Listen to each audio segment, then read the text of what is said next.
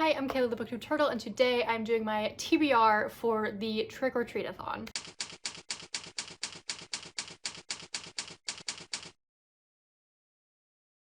This is my third year participating out of the 4 years that they've done it, so I'm really excited about that. And yeah, I will link the videos from like the people who run it below so you can check all of that out. So the theme this year, which I thought was really creative, is taking episodes, Halloween related episodes from TV shows, and then like the prompts are kind of based on that. So I'm just gonna get right into it. The first prompt is The Sweet Life of Zack and Cody, The Ghost of Sweet 613. And the prompt for this is to read a commonly banned book. So at least 2 of the 4 books that I plan to read have been banned at least somewhere. One of them is The Supernaturalist, which I've never heard about this book until I was trying to find books to fit these prompts.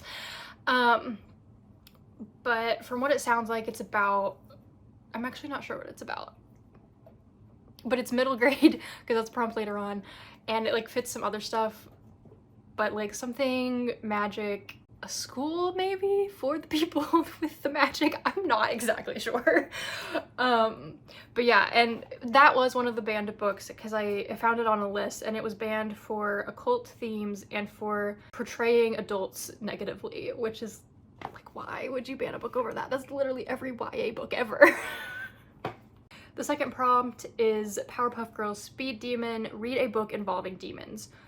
So I will be reading, and this is a reread. The rest of them are rereads, I think. I'm just in a very reread mood, okay?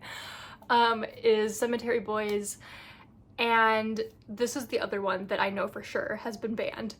I don't remember a lot from this book, but when I looked up books about demons, because like, I mean, obviously like Cassandra Clare books is the first thing that comes to my mind, but there's so many of them, and I'm not about to pick a random one to read because we're not doing that.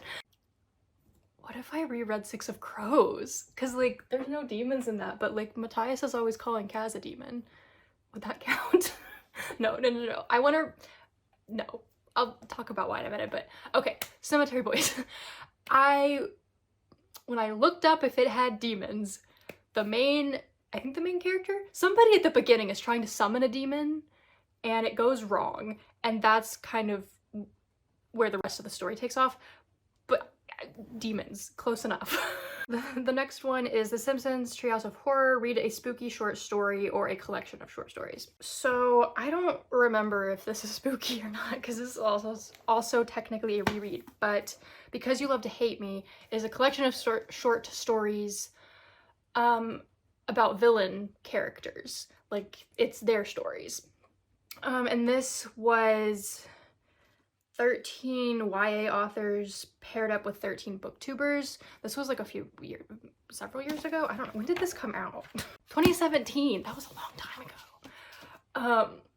So yeah, I probably won't read everything, all of the stories in here. I might just like kind of look through and see which ones fit the spooky vibe the best. And then I'll go from there. The next one is Courage the Cowardly Dog, King Ramses' Curse, read a book that involves a curse. Okay, for other reasons that I will get to later, I'm using Shadow and Bone, but I'm thinking, is there a curse in here? I don't know if this actually fits or not, but that's what I wrote down. But if I get time, my backup book that I do know has a curse because it's literally in the description is, I don't know where it is. Beautiful Creatures, which is also another reread. I'm just in a very rereading mood. Anyway, Shadow and Bone. I also painted the pages recently. Side note, that's something I've gotten into lately, is painting book pages. So I painted like this dark blue, which I don't know how well shows up on the camera, but and then I'm gonna paint the other books too in the series, which I'm excited about. But yeah, I'm excited to reread this, and that's why I don't want to read Six of Crows yet, because I want to read this series and then Six of Crows and then finally read The Rule of Wolves, King of Scars duology. So anyway, yeah, I don't know if there's like explicitly a curse in Shadow and Bone, but I feel like it works good enough with like the fold being a curse on the land. I don't know. Okay.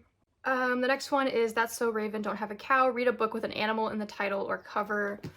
There is an animal on this cover. So this is what I'm using. Number 6, Lizzie McGuire, Night of the Day of the Dead. Read a book by a Latino author. I'm doing Cemetery Boys for that one again. Oh, the next one is SpongeBob Graveyard Chef. Read a book at night. That will be any and all of these, most likely.